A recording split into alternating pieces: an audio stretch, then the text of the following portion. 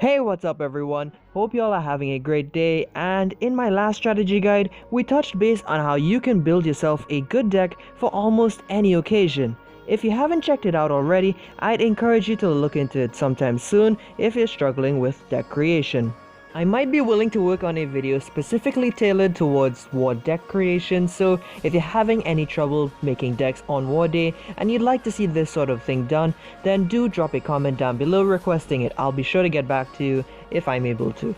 And also, while you're at it, consider checking out one of my clans, as our main clan is currently at over 6,100 war trophies right now after just over 4 months of establishment, and we're currently recruiting. And while our second clan is in Gold League, I'm pretty sure you'll find it to be a great place to be. We'll even provide some free training for those of you who are willing to take it.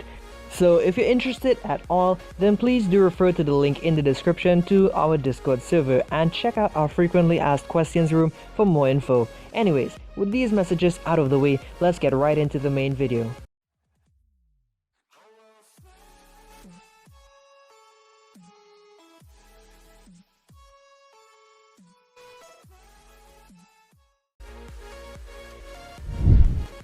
Alright, so today we're going to be discussing the concept of kiting. To make this easier, we're going to break down this video into different sections so you can fully understand and appreciate this technique. So the main points for discussion in today's video will consist of the following: a definition of kiting, basic kiting, what can you do to kite, and perks of kiting. So this is going to be a fairly short video, but all the same, this is something you don't want to skip out on. I'll be covering some more advanced kiting techniques in a part 2 video sometime soon, so if you're not subscribed already, then what are you waiting for? Hit that subscribe button now and turn on notifications to join the notification squad. Your support means a lot to me, so the more of it I get, the more content I'll be uploading on my channel here. In order for us to learn how to kite, we need to first understand what kiting is. Generally, it's referred to as the process of luring mobs in MMORPG games to a place where they can be hit by ranged attackers while someone or something is running away from them and keeping them occupied. Now, with regards to Clash Royale, this translates to using one card to lure another into a desirable spot where it can be hit by ranged entities, namely your crown towers. This is typically done in order to lure enemy troops in range of both of your crown towers, and more often than not, it's used to redirect enemy troops into the opposite lane altogether.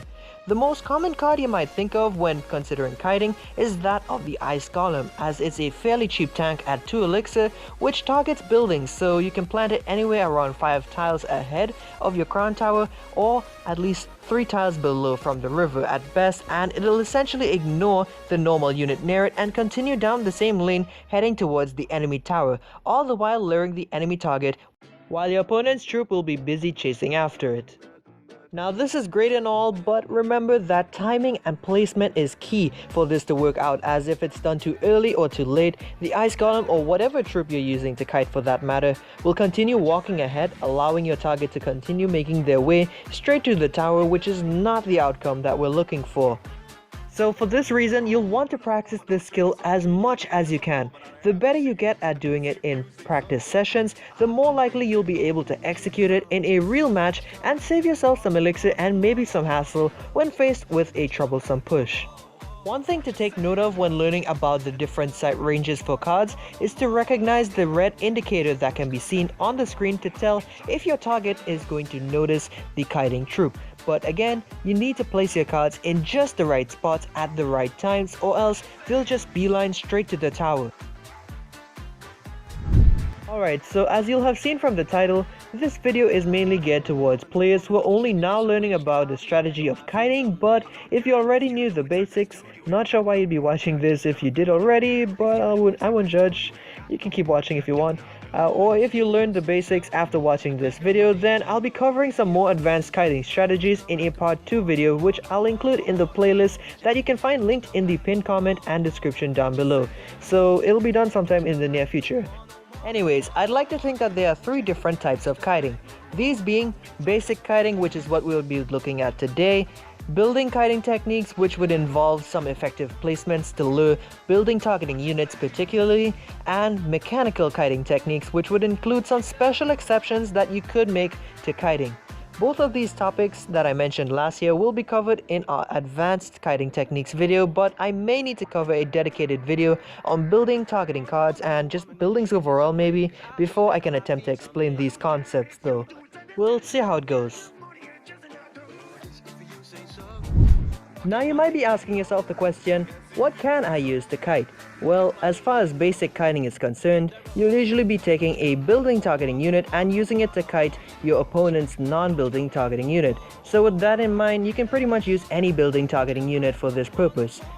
The most commonly used card in kiting, as we mentioned before, would be that of the Ice Golem, but there are other cards which you can consider using to kite enemy troops, which may include but are not limited to Hog Rider, Royal Hogs, Giant, Goblin Giant, and last but not least, the Royal Giant. So knowing this, the cards which you should first learn to kite are those such as Knight and Valkyrie. These basic melee units have a very slow move speed which would allow you to leisurely drag and drop your cards while making sure that they're being deployed in the right spots. Other cards such as the Bandit and Mega Knight, however, do have their charged attacks to factor in, which can deal double damage if they're given enough room to charge them up. So in such a case, I would recommend using cycle cards to help deal with their dash attack first, such as Skeletons or maybe an Ice Spirit if you really can't afford to take the damage, and then have your Ice Golem planted.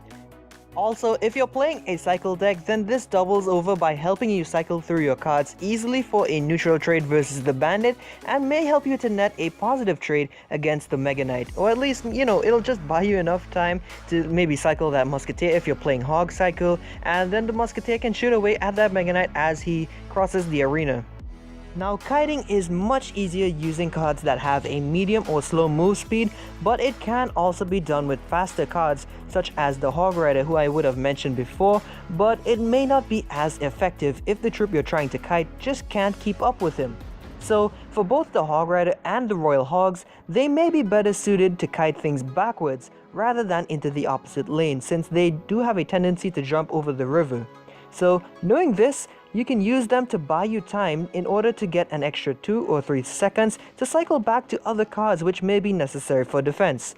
Also, this opens up the door for one to realize that kiting does not need to be into the opposite lane. It can be in any direction that you want them to move to, so long as it's favorable to you. So typically, you can move them anywhere away from your crown towers, unless you've got some kind of ace up your sleeve where you'd like to pull something like a Hog Rider to your king tower using a tornado spell if they manage to get past your defense, such as a tombstone, etc. Okay, so now we're getting to the good stuff. If you've ever wondered why people have emphasized that this technique is so important, it's because it's a very low risk, high reward type of play in most scenarios, provided of course that you know how to pull them off. The main benefits of kiting may help serve to kite troops into range of both of your crown towers for them to unleash a ton of DPS, to kite troops away from a tower which is already heavily damaged towards a tower which can afford to take some incidental damage if it is impossible to avoid taking damage at all. It also helps to buy you more time to recoup elixir and react to what's in front of you, and last but not least, it also helps you to split up monstrous pushes into something that you're better able to address when things such as a P.E.K.K.A. take a sidestep to expose their support units.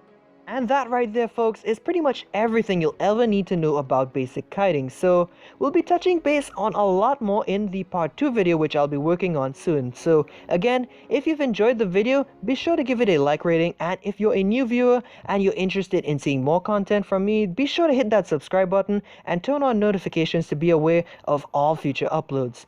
And before we end off today's video, I'd just like to leave a little reminder for you all. So for those of you who are interested, my clan family is recruiting, as I've mentioned several times before, so if you want to be a part of a top ranked clan family in Clan Wars, be sure to check out our Discord. An invite link to our server can be found in the pinned comment and description down below. And even if you aren't able to join our main clan, we also have our feeder clan, GG Olympus, which you can apply for membership in. Lastly, I've put together a small feedback survey, so if you haven't already, it'd mean a lot to me if you could just take some time out of your day to fill it out. Anyways, thank you all so much for watching, and I do hope that you all would have learned a thing or two here and there from the tips given in this video. And again, If you all can, please do give the video a like rating and just let me know your thoughts down below in the comments. If you have any suggestions for future videos and stuff, check out that survey I mentioned, and just any overall feedback, just lay it on me. I would really appreciate it. Anyways, thank you all so much for watching once more, and I hope to see you all in my next video. Peace.